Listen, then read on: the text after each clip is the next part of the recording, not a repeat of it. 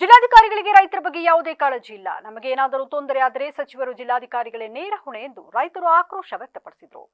ಸುದ್ದಿಗೋಷ್ಠಿ ನಡೆಸಿ ಮಾತನಾಡಿದ ರೈತ ಮುಖಂಡ ಯೋಗೇಶ್, ಆಲೂರು ತಾಲೂಕಿನ ಪಾಳ್ಯ ಹೋಬಳಿಗೆ ಸೇರಿದ ತಾಳೂರು ಗ್ರಾಮದ ಸರ್ವೆ ನಂಬರ್ 22/1 ಇರುವ 27 ಗುಂಟೆ ಜಮೀನಿಗೆ ಪರಿಹಾರದ ಹಣವನ್ನ ಕಡಿಮೆಯಲ್ಲಿ ನೀಡಿದ್ದು, ಜಮೀನಿನಲ್ಲಿ ಸುಮಾರು 380 ಅಡಿಕೆ ಮರಗಳು, 38 ತೆಂಗಿನ ಮರಗಳು ಹಾಗೂ ಕಾಫಿ ಗಿಡಗಳಿದ್ದು, ಇದಕ್ಕಾಗಿ ರೈಲ್ವೆ ಇಲಾಖೆ 20 ಲಕ್ಷ ಪರಿಹಾರ ಹಣ ಘೋಷಣೆ ಮಾಡಿದೆ.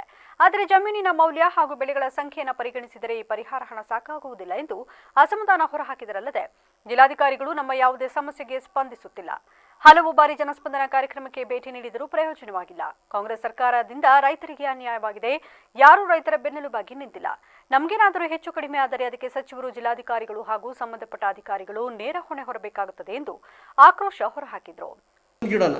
ಫಿಕ್ಸ್ ಮಾಡಿ ಇರ್ತಾರೆ ಅವಾರ್ಡ್ ಮಾಡಿದ್ರೆ, ಈಗ ನಾನು ನೆನ್ನೆ ದಿನ ಅವಾರ್ಡ್ ನಮ್ಮ ಕುಪ್ಪೋಸಿಡರ್ ಅವಾರ್ಡ್ ತಗೊಳ್ತಿದ್ದಾರೆ. ಆ ತಗೊಳ್ತಾ ಇರೋ ದೇಶಕ್ಕೆ ಯಾವುದೇ ಕಾರಣಕ್ಕೂ ತಗೋಬೇಡಿ ಅಂತ ನಾವೇನು ಅಡ್ಡಿ ಮಾಡಿದ್ವಿ. ಇಡೀ ಆಲೂರು ತಾಲೂಕಲ್ಲಿ ಯಾರೇ ತಗೊಂಡ್ರು ನಾವು ಟೆಂಡರ್ ಆಗೋಕ್ಕೂ ಬಿಡೋಕ್ಕಲ್ಲ. ಯಾವುದೇ ಕಾರಣಕ್ಕೂ ಅವಾರ್ಡ್ ತಗೋಬೋದು. ಯಾರೇ ಪಾಪ ಕಷ್ಟ ಇರ್ತಾವನ್ನೇನೋ ತಗೊಳ್ಳಿ, ನಾವು ತಗೊಳ್ಳೋದಕ್ಕೆ ಯಾರಿಗೂ ಅಡ್ಡಿ ಮಾಡೋಕ್ಕಲ್ಲ. ಯಾವುದೇ ರೀತಿಲೂ ಭೂಮಿ ಬಿಡ್ಕೊಡೋಕೆ ನಾವು ತಯಾರಾಗಿಲ್ಲ. ಭೂಮಿನ ಯಾವುದೇ ರೀತಿ ಬಿಡ್ಕೊಡೋಕ್ಕಲ್ಲ.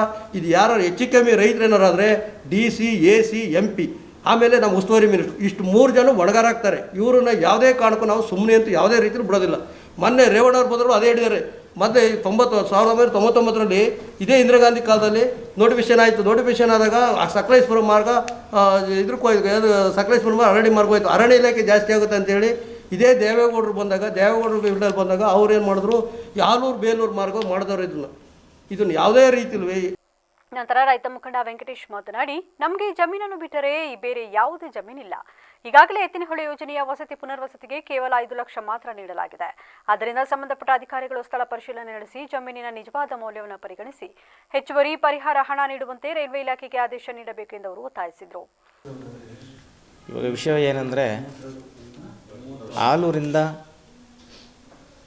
ಬೇಲೂರು ಮತ್ತು ಚಿಕ್ಕಮಗಳೂರು ಮಾರ್ಗವಾಗಿ ರೈಲ್ವೆ ಬೆಡ್ಸು ಹೊಸದಾಗಿ ಕೆಲಸ ಪ್ರಾರಂಭವಾಗಿದೆ. ಅವಾರ್ಡೆಲ್ಲ ಫಿಕ್ಸ್ ಮಾಡ್ತಿದ್ದಾರೆ. ಎಲ್ಲ ಸರ್ವೆ ಎಲ್ಲ ಆಗಿದೆ, ನೋಟಿಸ್ ಎಲ್ಲ ಕೊಟ್ಟಿದ್ದಾರೆ, ಅವಾರ್ಡು ಫಿಕ್ಸ್ ಮಾಡಿದ್ದಾರೆ. ಸರ್ ನಮಗೇನಪ್ಪ ಅಂದರೆ, ಇನ್ನು ಅದು ಸಾರ್ವಜನಿಕ ಅನುಕೂಲ ಒಳ್ಳೆಯದಿರಲಿ, ಅದ್ರ ಬಗ್ಗೆ ನಾವು ರೈಲು ಮಾರ್ಗ ಹೋಗಿರೋದು ತಪ್ಪು ಅಂತ ನಾವೇನು ಹೇಳಲ್ಲ. ಬಟ್ ಅಲ್ಲಿ ಏನಾಗಿದೆ ಅಂದರೆ, ಹಿಂದಿನಿಂದಲೂ ವಾಟೆಹೊಳೆ ಅಂತ ಒಂದು ಚಾನೆಲ್ ಬಂತು.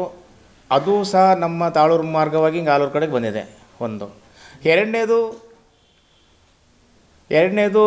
ಎತ್ತಿನಹೊಳೆ ಅಂತ ಬಂತು. ಅದು ಸಹ ನಮ್ಮ ಜಮೀನಲ್ಲೇ ಹೋಗಿದೆ. ಇದು 3. ಈ ಕುರಿತು ನಡೆದ ಸುದ್ದಿಗೋಷ್ಠಿಯಲ್ಲಿ ಮಂಜೇಗೌಡ, ಚಿನ್ನಾರಿ ಯೋಗೇಶ್ ಸೇರಿದಂತೆ ಇತರರು ಉಪಸ್ಥಿತರಿದ್ದರು.